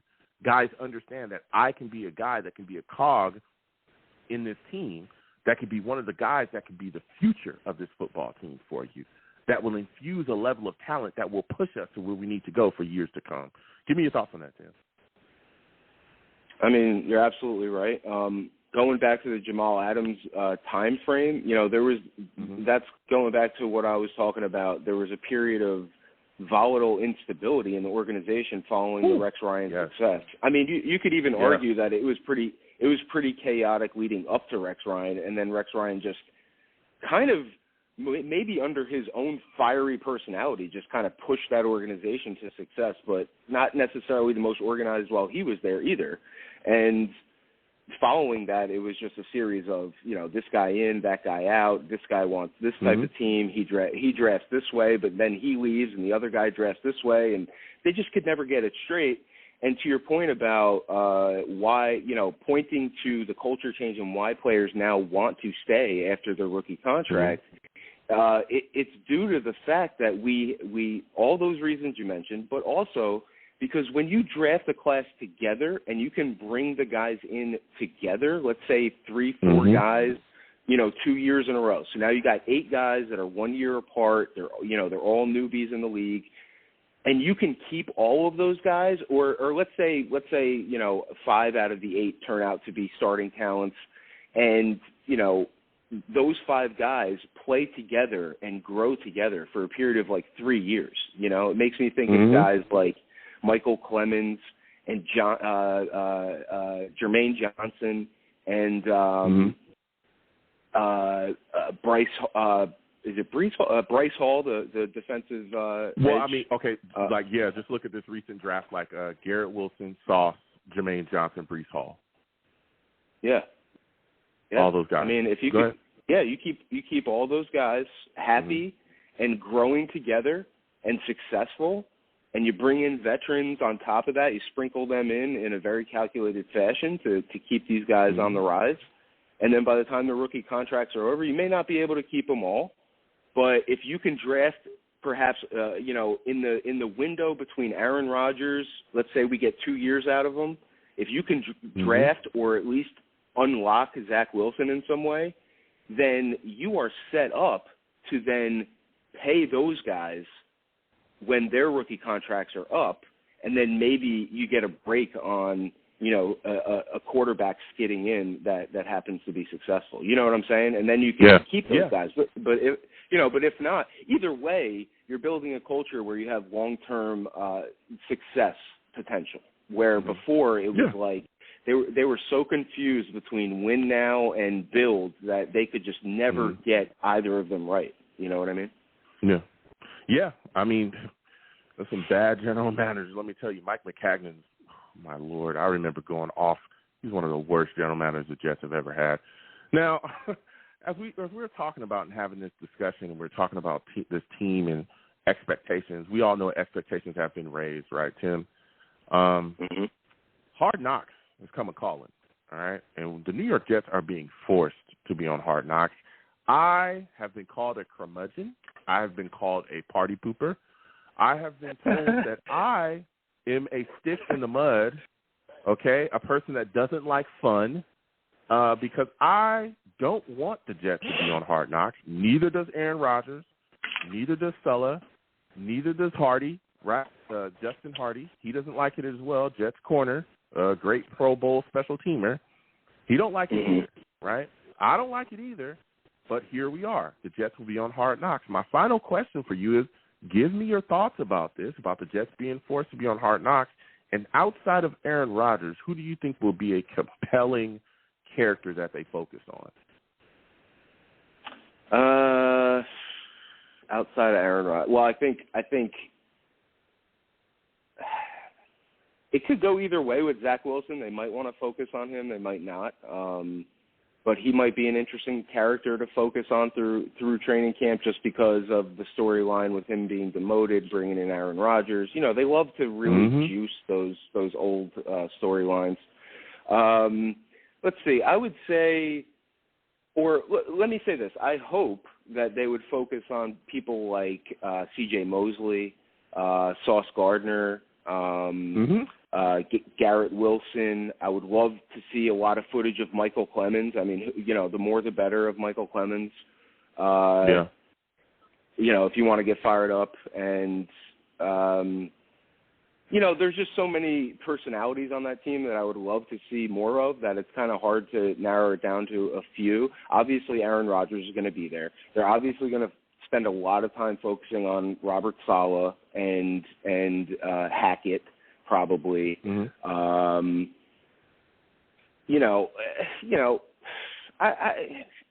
I feel like they're so used to the cameras being around all the time for One Jets Drive that the only potential issue that I can see happening would be some sort of, and let me finish on this, some sort of erroneous storyline that they kind of, create or fabricate in the editing room. But we've already learned that they're going to the Jets have Final Cut, right? Mm-hmm. So they get to review all the footage before it's released, and they can say whether it stays or goes. So, I mean, just that process alone might be a distraction where they actually have to go through the footage and be like, do we want this? Do we not want this? But they might have like a specialized PR rep to do that for them. I don't know if it's actually going to be the people themselves going through the video, probably some lawyers and things like that. But I don't really honestly see it as impacting too much. If they choose to edit it in a certain way that maybe, throws shade at certain people or tries to create some sort of false rivalry between our players or false competition, that would be very disappointing in my opinion, because I think we're poised to see one of the best Jets seasons ever. And I just cannot, selfishly as a fan, I want to see it from head to toe. I want to see how, the mouse with the cheese in the field on the third practice. If this goes the distance and this becomes a Super Bowl season, we're going to look back and thank, and be thankful that we have all this footage. Mm-hmm. Yeah. Yeah. I mean, I'm not a big fan of it. Being completely, I don't like it. I know. I don't like it. Oh man, I gave you my like best elevator speech there, and he just shot it right there. Wow. No, listen. I gotta go back. I gotta go to a webinar or something. That was phenomenal. Listen, Jim, I want to thank you for calling. I got other callers. I got to slide off. Next time I have a show, I want to hear from you. I apologize for missing you last week, man. I love going back and forth with you. It wasn't your fault, bro. My son was going to sleep, wanted to say goodnight to me, so I popped off. It's not your fault. Okay. You have yourself a good one, my friend. All right, you too, man. Good talking to you. Take care. Go Jets. All right, have a good one. Listen, man, there's a lot of talk. I tell you, I don't like it. I do not like Hard Knocks being here. I just don't. It's just a distraction. Salutes to GVH in the chat. I do come to the chat, and we will get back to the callers in just a second. Steve, North Carolina, I'm coming to y'all next. GVH, my guy, salutes Savage. He says, Joe, do you know if One Jets Drive will still happen? I could see One Jets Drive being able to fact-check HBO by playing more of any interview played for ratings for HBO. Just a thought. He also says that Sean McVay says being on Hard Knocks gives you a competitive disadvantage because it puts information out there. Do you agree with that? I do think I'm pretty sure that One Jets Drive is going to continue. They're going to continue to do their thing. Flight 23, from the stuff that I've seen, has been pretty solid. Pretty good stuff that they're doing. I like a lot of the interviews that they do there as well. Eric Allen, I believe, is the guy that does interviews. They have other guys too, but he's definitely, one of the Jets guys that handles business out there with the Jets media stuff. So I think they'll continue to do their stuff. It's not going to stop them. They put out quality products. So I hope that they continue. I don't know for sure, but I'm pretty sure that they're going to continue on doing their interviews. They're not going to let Hard Knocks stop their operation whatsoever. Now, Sean McVay, again, vet coach, okay? Guy that's been to a Super Bowl, won a Super Bowl, has done. If he's telling you, it gives you a competitive disadvantage because it puts things out there. Listen, teams are constantly, around this league, are constantly looking for any edge, anything, okay? Signals, anything. We were talking about the Patriots earlier. They've gotten in trouble for poaching signals, right? They've also been rumors about them owning other teams' playbooks, all kinds of things, okay? Now, again, those are rumors, okay? Those are rumors. Now, the signal stuff, that's been talked about a lot. Those are rumors with the cameras and stuff like that, all right? But let me tell you, you let those cameras in, they start filming certain things. You got a guy that's on another team, maybe in your division. He's scanning everything, trying to look for an edge. I could see a team finding it. So Sean McVay, you letting it be known. I just don't like it. I I don't like Hard Knocks, man. I like it for other teams. I just don't want it here. There's big expectations this season, and I don't want us to get led astray in any way, form, or fashion. Salute to GVH in the chat. Keep asking those questions in the chat. Val Outlaw says that Sam Darnold was coached by the offensive guru. Oh, my goodness.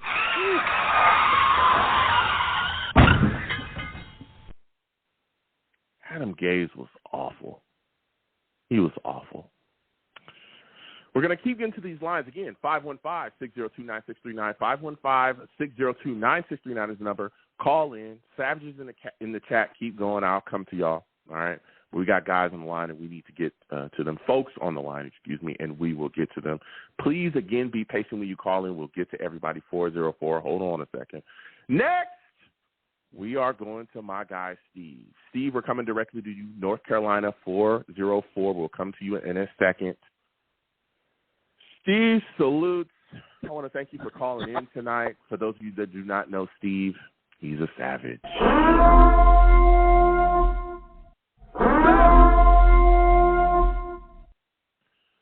Steve, salutes. I want to thank you for calling in tonight. Quinnen Williams, $96 million deal, $66 million of that guaranteed. I would like $1 or two, Quinnen, if you're listening, okay? My Cash App is at the bottom of the screen. Anything you can give Quinnen will be greatly appreciated. Steve, give me your thoughts about this deal, and how do you feel about Quinnen Williams being a New York Jet for the next 4 years? Hey, Joe. Well, first of all, thank you so much for having me on your show. It's always great to hear from you. You know, let me tell you, man, getting Quinnen Williams signed is a great thing. You know, it of course really started off, you know, a few months ago when he deleted his stuff from the Jets because it showed that he won his contract. Guess what? He finally did get his contract, and it's a good thing we did it before training camp. And it felt great, though, that he got paid. He got the money that he deserved. You know, the 4-year, $96 million. He's going to get $24 million per year. He's also guaranteed a $66 million bonus. So it's great. It's really great. And I'm happy for him, you know, that this won't be a distraction going into camp this year.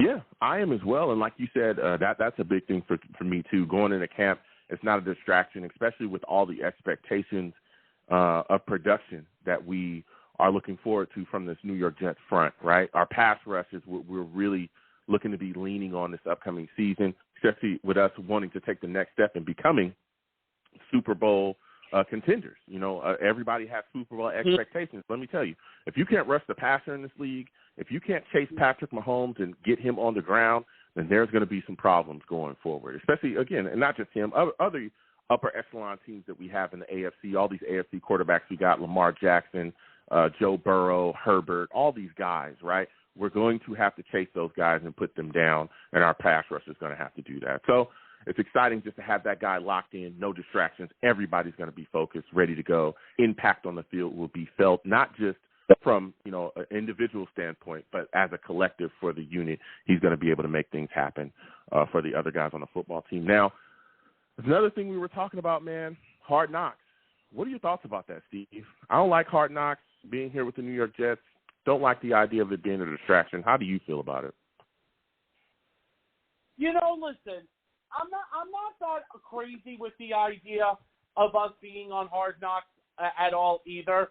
But you know what? At the same time, though, it is what it is. I mean, obviously, you know, with the fact that we've now been having Jets One Drive, I think that started back in 2018.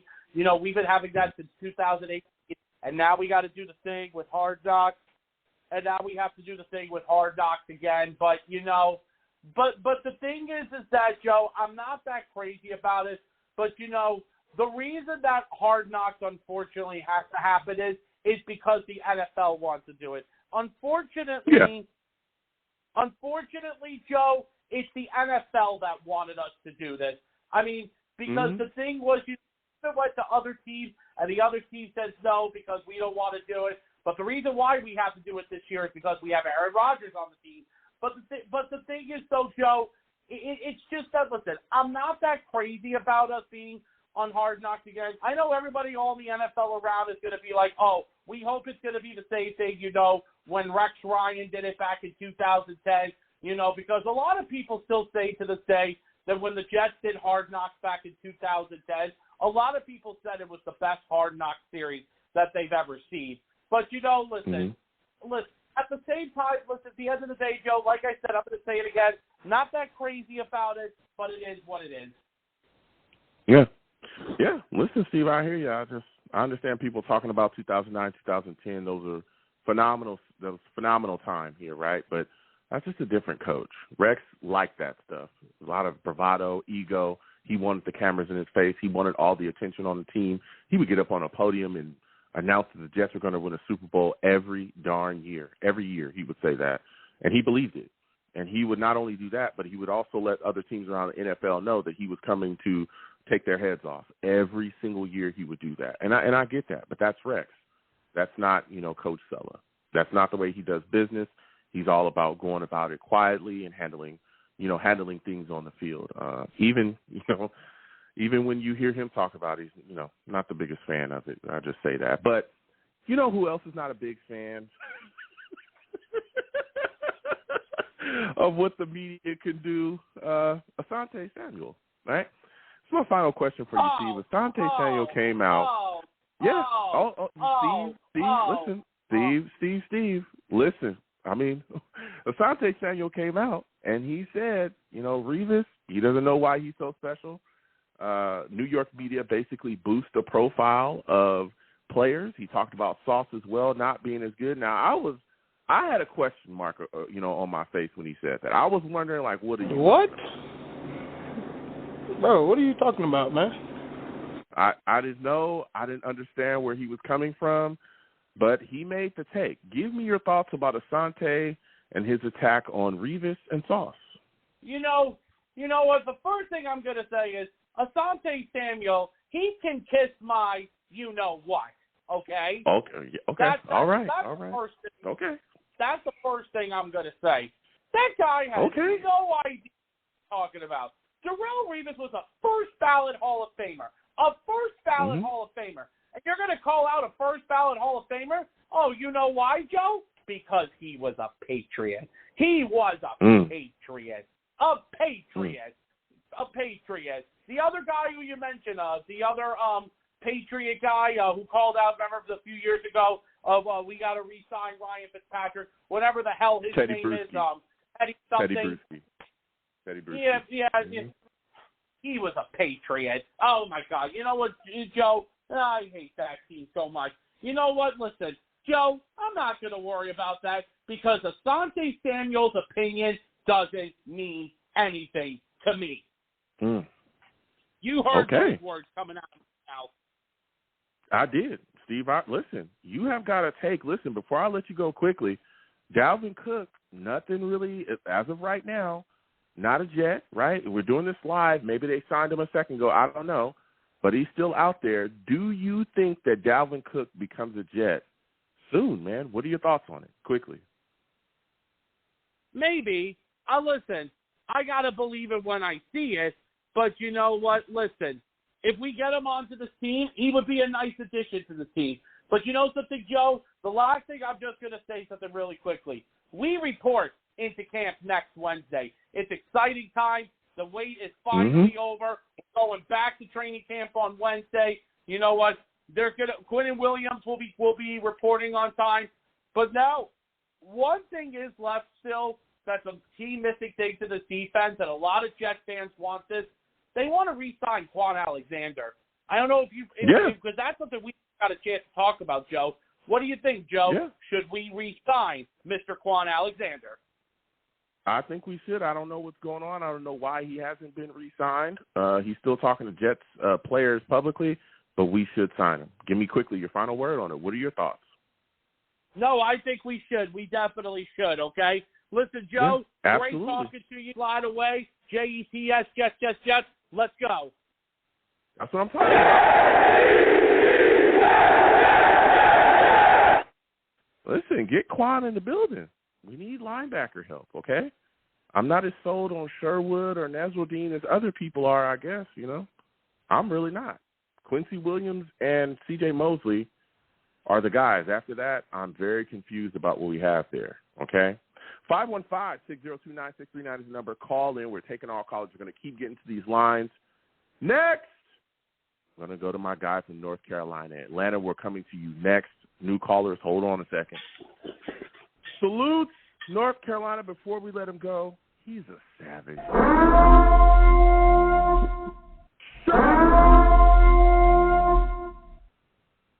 Man, it's been a second since we've talked to you. Quinnen Williams, $96 million deal, $66 million guaranteed. My friend, how do you feel about this? I think it was a good move by the Jets.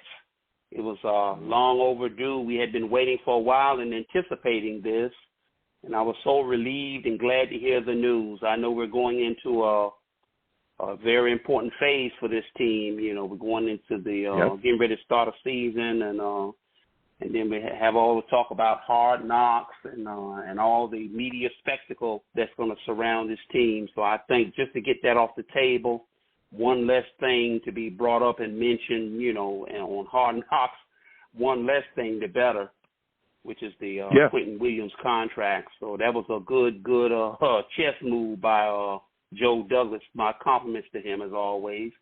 Got it done again. He came through, and I'm very happy. What do you think this says about the culture change that the New York Jets have gone through since Joe Douglas has become the general manager, due to the fact that they were able to retain a guy from a first round, right? How many guys have come and gone that we've taken in the first round and we couldn't get that second contract, but Quinnen Williams is a guy, gets a second contract, gets a massive, deal. He's the highest guaranteed ever in franchise history. What does that say about the culture change that's gone through here with the Jets? I think it says a lot about Joe Douglas's plan, and I remember the press conference and what he said about this team and the type of players that he wants. Quinnen Williams, he represents that in every way, on the field and off the field. He's a class act. He's nothing but a good man, and you can't have enough good people the caliber of a Quinnen Williams. So it was a good move, getting his contract done and structured in a way that it doesn't hurt the Jets and allows us to maintain our salary cap flexibility going forward. So it was an excellent move. I'm so glad we got it done. I knew it was going to get done. It's just a matter of time, a matter of when, not if, but I'm glad. I'm so happy. Yeah, I thought it was a good move all around. But you know what I think isn't a good move? Hard Knocks. Forcing the New York Jets to be on the program. You know what? I hate this. I want to try to. I hate it. I want to try to shine a little light on this for you. And check this out. Shine away. This is preparing the Jets for the big stage. This is preparing us for the Super Bowl. The combination of the competition on the field and the media attention and the publicity that's going to surround this team is the perfect storm. It's preparing us. And what I'm glad about is we have a seasoned quarterback, a seasoned OC that's worked with that quarterback, and a head coach that's in his third season. I might have been a little concerned if Saleh was in his first year, rookie, and trying to figure it out, how to run, get his ideas together about how to run this program. I'm glad he's in his third year. And I feel very relaxed about him, and I'm so glad he's our head coach. He's a solid man. He's tough. He looks tough. He's well articulate. He's very intelligent. He's very thoughtful. He's not set in his ways. If he makes a mistake, he's willing to own up to that. And he's a quick study. He learns. He doesn't make the same mistake. He took this unit from the bottom of the barrel to almost being the top unit in his comeback season, and I'm really anticipating what he's going to be able to do. I know he's going to delegate and turn this thing over to his head coach, to his OC and his quarterback. But it's going to be interesting to see what kind of a jump this team makes in offense. It's going to be very fascinating. And I've seen this team turn it around from having one of the worst special teams to now having one of the best special teams, and then having one of the worst defenses And then the following year, having one of the best defenses. And now last year, we had one of the lower rung or rated offenses in scoring in the red zone. It's going to be interesting to see what kind of jump we make this year in offense. I am so excited. I'm so happy. And, I can't express it enough, with everything. With Joe Douglas, our general manager, and Yeah, but I listen, I understand, you shine your light, and, that light was bright. I'm not going to lie, But here's the deal. You just talked about, our offense, right? New offense, new offensive coordinator. We all know that offenses generally take quite a while to install, right? Even Aaron Rodgers, when Matt LaFleur first got there with the Packers, it took them some time to really get some things together. It's new verbiage. Guys got to know where they're at. We got a bunch of new players here. Yeah. I just don't like the idea of Hard Knocks being a distraction. And when you have a distraction like that, it could distract us from the main goal, the main purpose of what we're trying to do here. Distract guys from where they need to be, what they need to be doing, what they need to know, just the offense, all this stuff, and especially other things that could be brought up, because let me tell you, if they interview Mekhi Becton and ask him about that knee injury, bruh, he'll give you an answer. He'll give you an answer. But I don't think it's the answer y'all want to hear. I'll say this. Right? I'll say this. It's good that we have a well-balanced locker, the Jermaine Johnsons, the Sauce Gardner, the John Franklin Myers, the Quinnen Williams, the C.J. Mosley, and the Garrett Wilsons to counterbalance the more volatile personalities, the Mekhi Bectons.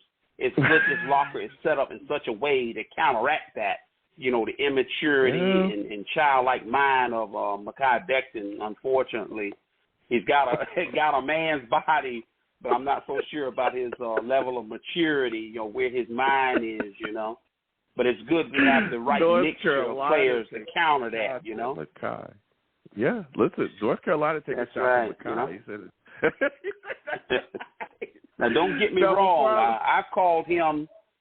Oh, yeah. I want to say something real quick, a thing or two. I've called Mekhi Becton the prototype, which he is, on every level in terms of his physical traits. And, I've called him the new wave of tackle that's going to come in. But mentally, he's still got a little bit of growing up to do. And also about the Asante Samuel thing, I want to look in on that as well. Asante Samuels is wrong. Do you remember a man named Reginald Martinez Jackson? When you talk about the New York media, and you remember when George Steinbrenner, rest his soul, when he signed Reggie Jackson, look up Reggie Jackson, New York Yankees. Reggie Jackson, for his time, was the Yankees' second coming of Babe Ruth. He was a monster. The man hit 3 home runs on 3 consecutive pitches in the World Series to become the World Series MVP and win the World Series. That's the level he was on. But prior to that, because he got signed to the biggest contract in the history of free agency at that time when George Steinbrenner signed Reggie Jackson from the Oakland A's, he was under so much pressure. Now, we talk about the New York media now. He was under so much pressure and scrutiny. He rose to the occasion, and if anything, that elevated Reggie. It made him dig down somehow and take his game to a whole nother level. That was like, I've never heard of that. 3 home runs. Do you realize 3 home runs on 3 consecutive pitches? It's like you only see 3 pitches in 3 at-bats.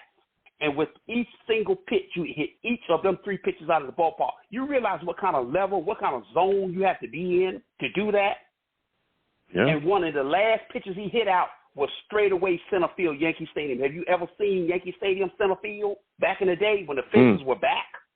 There's a black stairwell, to keep the hitter from seeing the background, with the ball coming in. There was a black stairwell. He hit that ball to the top or middle of that stairwell. That's the 3rd and last home run he hit. That's the level Reggie Jackson was on. But it's just to emphasize a point about New York media and what Asante Samuel was saying. You know what it is? It's a shock jock thing. All these guys want to use the shot. It's Skip Baseless. It's Colin Cowturd. It's all these guys that want to use the shock jock. Shock jock can only work to a certain point. But once people, it's playing on people's intelligence. Once they figure out there's no substance behind the shock jock effect is going to wear off very quickly. Very quickly, you know. And that's why ESPN is in trouble and laying all them people off at ESPN. You heard the word about ESPN, right? How they laying off all those guys. Why? Because the internet has changed the game. It's opened up a whole new world, allowed guys like you to get out there and who really cares about sports and some sense of objectivity and trying to have your information together and having some facts. People like you, Ryan from 24/7 and all the other platforms we have built up now, and other sports fans have their own platforms built up as well. The world is different now. We don't rely on the mainstream, so-called mainstream media now, the three basic, CBS, ABC, and ABC, CBS, NBC, the three major networks, and what you say, ESPN and Fox Sports, we no longer rely on that anymore. So what it is, they're desperate. And a desperate man is a weak man. Everybody figure that out. They're desperate, so they're using this shock jock approach to get attention. I mean, it may work the first time around, but once you go to the well too often, it loses its luster. It wears off. Yeah. And people can sense that. You know what I'm saying? That you don't have your facts straight. You're just saying things for attention. And that's what Asante Samuel is doing. You know, and it's really disappointing coming from him because he's played sports. He's not like Cal Hurd and Skip Bayless and them. You know what I'm saying? I'm like Aaron Rodgers. Aaron talked junk about us. What is the guy? I don't know who you were talking to. He was on one of the networks. You should have heard it. It was funny as I don't know what. He called it. He said it was unathletic, no ass. He talked junk about him.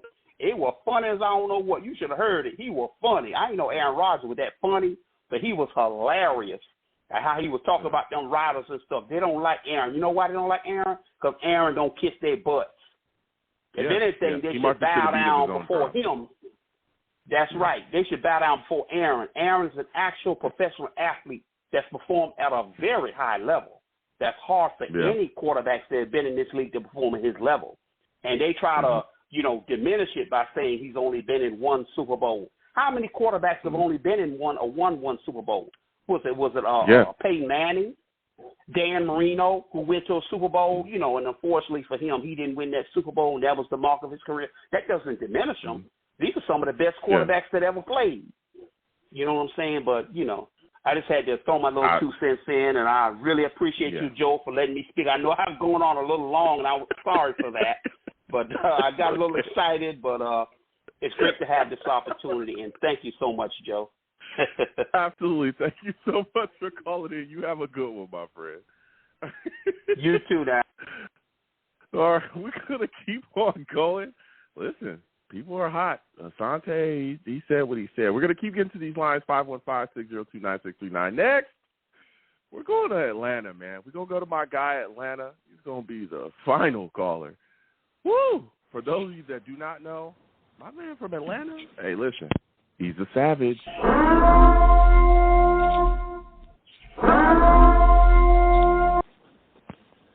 Listen, my friend, I want to thank you for calling in tonight.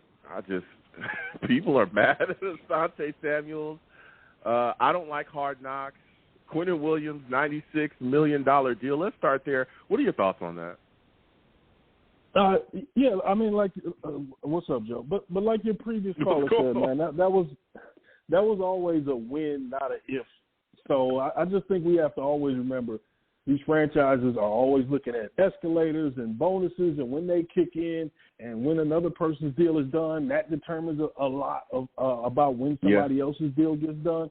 So this was always going to be done in the correct way. You knew you were going to pay him, and you knew you were going to pay him a lot of money, and deservedly so. And the beautiful thing about this is not one of those contracts where you're paying a guy for past performance. You are paying him because what he is right now and what he's going to be 2 to 3 years from now. So deserve it, and congratulations to him, man. He earned that. Yeah. That was a phenomenal point. Talking about you're not paying a guy based off, he's not old and decrepit, like we've done in the past where we chased free agents that were really on their last leg, that really were just trying to give us something new. You're paying a young guy that is continuing to do his thing, that's going to come in and give us production that we're going to be able to continue to utilize for the future. That was a great point there. Now, I hate Hard Knocks. I hate the idea of the New York Jets being on Hard Knocks. I hate that we got forced on Hard Knocks. People have tried to, make it, put a more positive spin on it, right? Because I don't like it. What are your thoughts on the Jets being forced on Hard Knocks, and are you concerned about it being a distraction? No, I'm definitely not concerned about it being a distraction. I think distraction is this carryover from the 80s to where every football coach brought it up as the bane of their existence, and we've just kind of continued it up until now. But with 24/7 media, social media, and everything else, hell, I'm doing fantasy football drafts right now, sir. So, I just don't think distractions mean anything anymore in today's world, man, because everything moves so fast. We don't have time to be distracted because we're moving on to the next thing. So I don't think that'll harm them. And let me put it in these terms, too. When we think about Hard Knocks, the NBA, pre-LeBron and Curry, during that Spurs period, the NBA had a problem. What was the problem? The San Antonio Spurs were the best team in the league. Popovich invented the idea of load management. And they weren't good in interviews, and they did not promote the league. As we used to say in the hood, they didn't put their five in, so to say, as promoting the league. So when you got a premier franchise like the New York Jets, and I'm saying premier mostly because of where the New York Jets are situated and how long they've been around, this helps promote the league. Look, they're going to be selling jerseys of people not named Aaron Rodgers in Wisconsin. Why? Because they're going to be watching to see what Aaron looks like, and then they're also going to see that special teamer who's trying to make the team, who everybody falls in love with, which happens in every Hard Knocks, the guy who's going to get cut, and then they're going to follow that guy and see where his career goes. Like, we know the setup for Hard Knocks. Like, they do the same thing every year. It's just different characters. And I think this is just going to be really good for the NFL because you actually have a compelling story. This is the great Aaron Rodgers trying to get that second ring so he can move into that rarefied air of quarterback, because we already know he's a Hall of Famer, but he wants to sit next to those guys. And by those guys, I'm talking about Brady, Montana, and company. So to do that, he needs another one. So, look, man, this is a compelling story. So I'm with it. And then to the strategic advantage people out there, I hope they saw that interview the other day with George Kittle, where he was talking about the Kyle Shanahan offense out there and how so many plays are setups for counters for other things and different looks you want to do.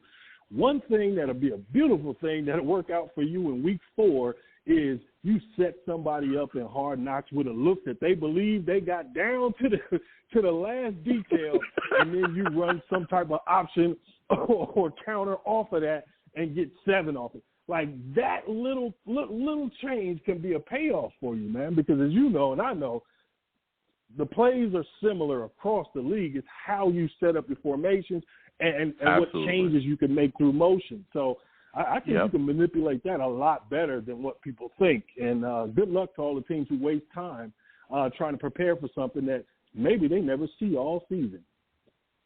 Man, I cannot wait to see Nathaniel Hackett calling. And man, the work that I think he's going to be able to do is going to be phenomenal, not just with Aaron Rodgers, but with just the running game. I'm ready to see the reemergence of the New York Jets running game.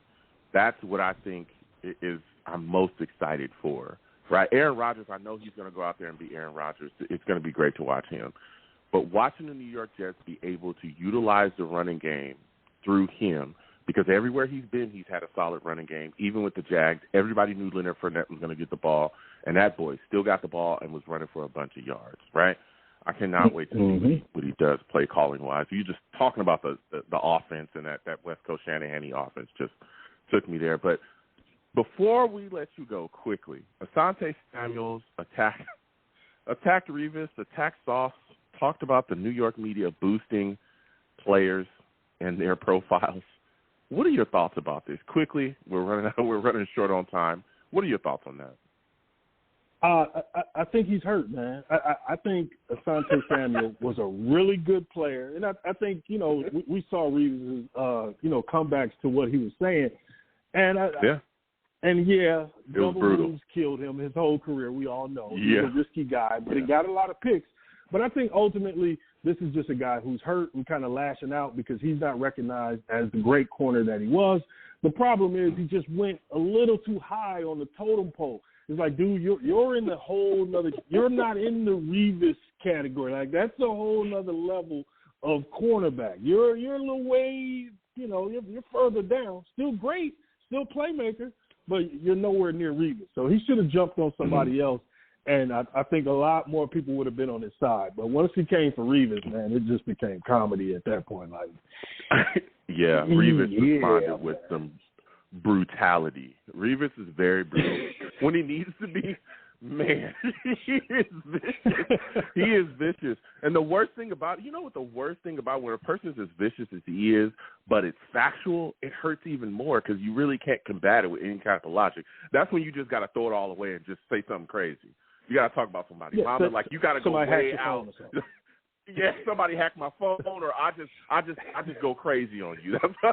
That's all you can do in a moment like that. So, but whatever, Yeah, but on his best day, he was never Revis Island. So there's no. No. Oh, and let me get this in lastly to your Dalvin Cook question. Yeah, Dalvin would be a great addition. I just don't think it'll happen because Dalvin is really looking for a nice payday, and so far there are no takers. So he's going to eat a piece of humble pie, but that humble pie is not going to be that big to where he takes like some min vet offer from the Jets. Because look, we just don't have the money to allocate for that position because it's already filled out.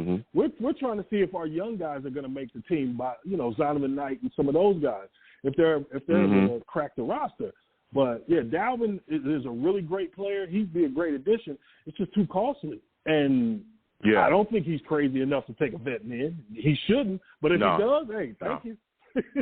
Yeah, I don't think he'll take a vet minimum, but I do think that there's teams that he's flirting with, and I think the Dolphins are clearly one of them, and we're the other. But I got to slide off because they're going to cut me off in a second. Next time I have a show, I want to hear from you, man. You always give great takes, man. Appreciate it, man. Good job with the show as always, and let's go, man. We're going to get this Hard Knocks in, brother. Absolutely. Thank you so much again for calling in.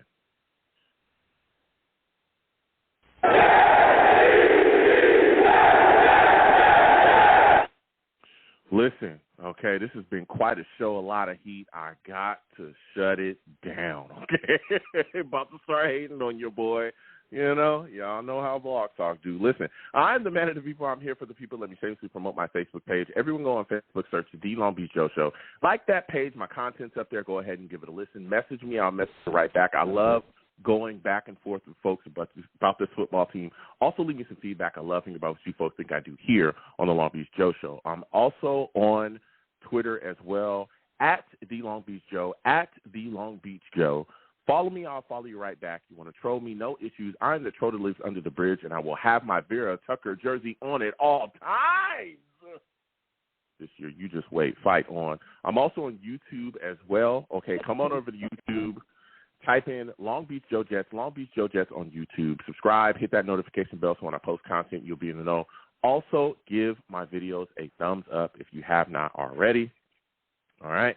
And again, comment back and forth. We'll troll each other. And as always, people, when you see me in person, it is arms out, chest open, free hugs for everyone. Free hugs for everyone that will cost you nothing. They will always remain free no matter what anybody says. Okay, I want to thank you folks for watching, listening, interacting with me any way that you can. You folks are greatly appreciated. You folks have a good one. Good night.